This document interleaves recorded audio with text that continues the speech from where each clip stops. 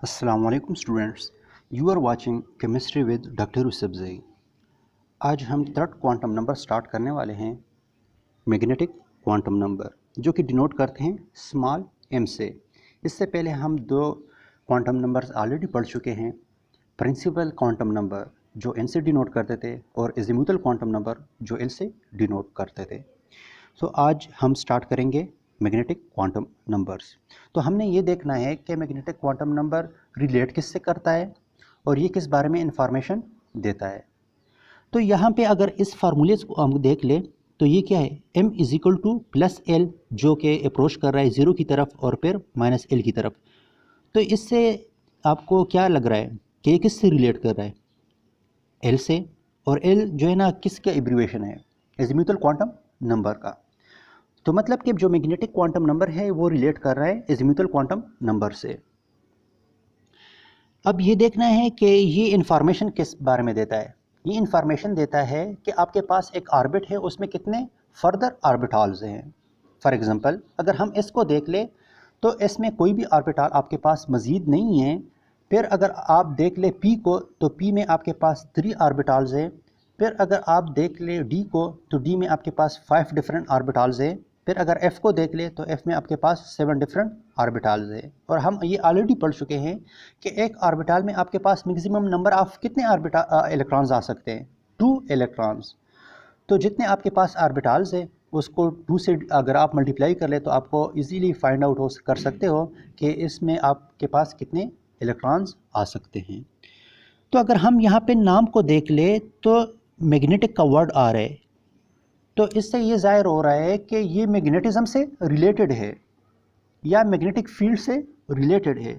तो अगर कोई भी ऑर्बिट आप मैग्नेटिक फील्ड के अंदर रख लो तो उसमें आपके पास डिफरेंट स्प्लिटिंग होती है। तो on the basis of that splitting हम इजीली फाइंड आउट कर सकते हैं कि इसमें आपके पास मज़ीद कितने ऑर्बिटल्स हैं। फॉर एग्जांपल अगर आप पी ऑर्बिट को वहाँ पे रख लो तो वो कितने लाइंस में स्प्लिट होगा? 3 लाइंस में, जो कि ये बताता है कि आपके पास इसमें कितने ऑर्बिटल्स हैं। अगर इसी तरह डी ऑर्बिट को आप मैग्नेटिक फील्ड के अंदर रख लो तो ये डिफरेंट जो है ना आपके पास 5 लाइंस में डिवाइड होगा, स्प्लिट होगा। तो on the basis of that splitting ये आप जो है ना बता सकते हो कि डी ऑर्बिट में आपके पास कितने ऑर्बिटल्स हैं।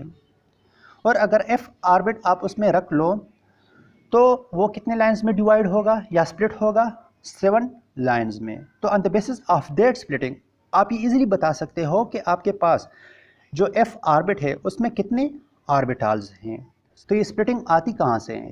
ये स्प्लिटिंग आती है जब आप कोई भी ऑर्बिट मैग्नेटिक फील्ड के अंदर रख लेते हो तो वो डिफरेंट लाइंस में डिफ्लेक्ट हो जाता है। On the basis of that deflection आपके पास क्या आता है? डिफरेंट लाइंस आते हैं। तो यहाँ पे देख ले n is equal to 1। n क्या है? Principal quantum number. तो प्रिंसिपल क्वांटम नंबर से आप इजीली फाइंड आउट कर सकते हो क्या? Azimuthal quantum number. किस तरह? अगर प्रिंसिपल क्वांटम नंबर से 1 माइनस कर ले तो l is equal to n minus 1। तो यहाँ पे प्रिंसिपल क्वांटम नंबर पुट कर ले जो कि 1 है। तो 1 माइनस 1 इज इक्वल टू 0। तो अभी इसको रिलेट करना है मैग्नेटिक क्वांटम नंबर से। इसको किस तरह रिलेट करेंगे मैग्नेटिक क्वांटम नंबर से? यहाँ पे लिखा हुआ है m is equal two plus L minus L. सही हो गया। तो यहाँ पे m क्या है? आपके पास 0 है, तो मतलब कि इसकी एक वैल्यू है। और अगर m इज इक्वल टू 0 हो तो ये क्या बताता है आपको कि ये ऑर्बिट आपके पास मैग्नेटिक फील्ड में डिफ्लेक्ट नहीं होता। तो अगर वो डिफ्लेक्ट नहीं हो रहा तो उसका शेप आपके पास कैसे होगा? स्फीरिकल। सही हो गया। चलो अभी देखते हैं कि अगर आपके पास प्रिंसिपल क्वांटम नंबर 2 के इक्वल हो तो वो किस तरह डिफ्लेक्ट होगा मैग्नेटिक फील्ड के अंदर। तो यहाँ पे देख ले n is equal to 2। n क्या है आपके पास? Principal quantum number. इससे फाइंड आउट करना है आपने एजीमुथल क्वांटम नंबर जो कि 1 आ रहा है। अभी इससे फाइंड आउट करना है आपने magnetic quantum number. Magnetic quantum number को किस तरह फाइंड आउट करेंगे? m is equal two plus L, जो कि अप्रोच कर रहा है 0 की तरफ और फिर माइनस एल की तरफ। इस केस में l 1 की इक्वल है तो प्लस 1 हो जाएगा, फिर 0 आ जाएगा और फिर माइनस 1, जो कि मैंने यहाँ पे लिख लिया है। Plus 1, 0 and minus 1। तो ये आपके पास कितने लाइंस में डिफ्लेक्ट हो रहा है? 3 डिफरेंट लाइंस में डिफ्लेक्ट हो रहा है। या इसको हम इसी तरह भी कह सकते हैं कि जो मैग्नेटिक फील्ड है वो आपके पास जो पी ऑर्बिट है वो उस पर इफ़ेक्ट कर रहा है। तो इसी इफ़ेक्ट की वजह से जो आपके पास है वो कितने डिफरेंट 3 लाइंस में क्या हो जाता है, स्प्लिट हो जाता है। तो इसको मैंने यहाँ पे इस तरह लिख लिया है कि जो आपके पास पी ऑर्बिट है वो 3 डिफरेंट ऑर्बिटल्स में क्या हो जाता है, स्प्लिट हो जाता है।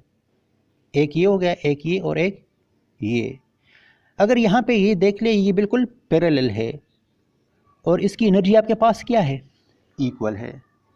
तो वो ऑर्बिटल्स जिसकी एनर्जी इक्वल हो, सेम हो, तो इस तरह के ऑर्बिटल्स को क्या कहते हैं, डीजेनरेट ऑर्बिटल्स।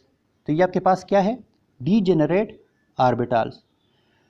तो इससे हम क्या अहस कर लेते हैं कि अगर आप पी ऑर्बिट को मैग्नेटिक फील्ड के अंदर क्या कर ले, रख ले, तो वो 3 डिफरेंट डीजेनरेट ऑर्बिटल्स में स्प्लिट हो जाता है, जो कि यहाँ पे इसी तरह ही है।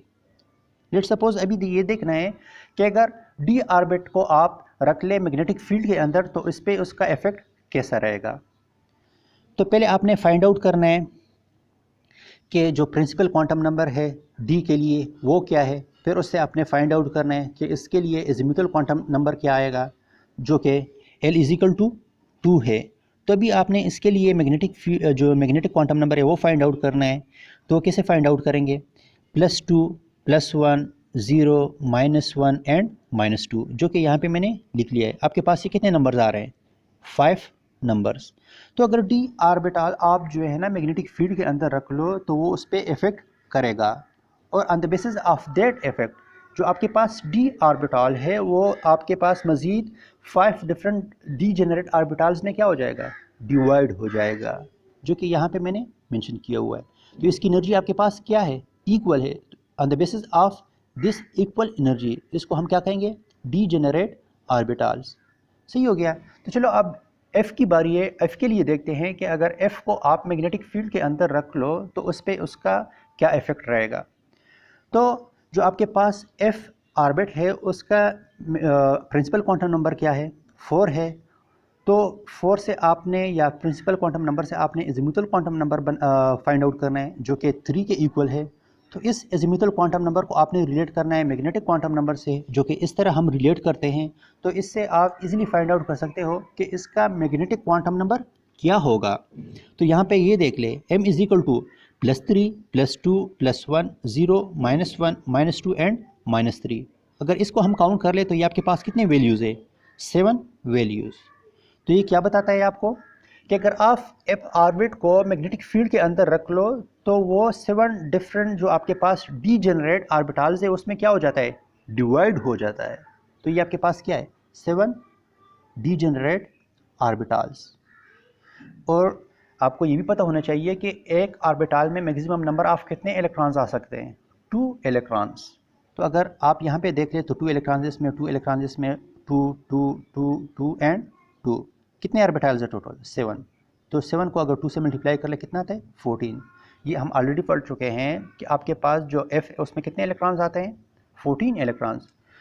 तो यहाँ पे भी आपके पास उसी तरह 14 इलेक्ट्रॉन्स आ रहे हैं।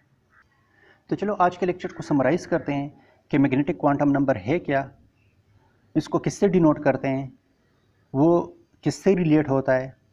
सही हो गया। और अगर कोई भी ऑर्बिट आप मैग्नेटिक फील्ड के अंदर रख लो तो उस पर उसका इफ़ेक्ट कैसा रहेगा।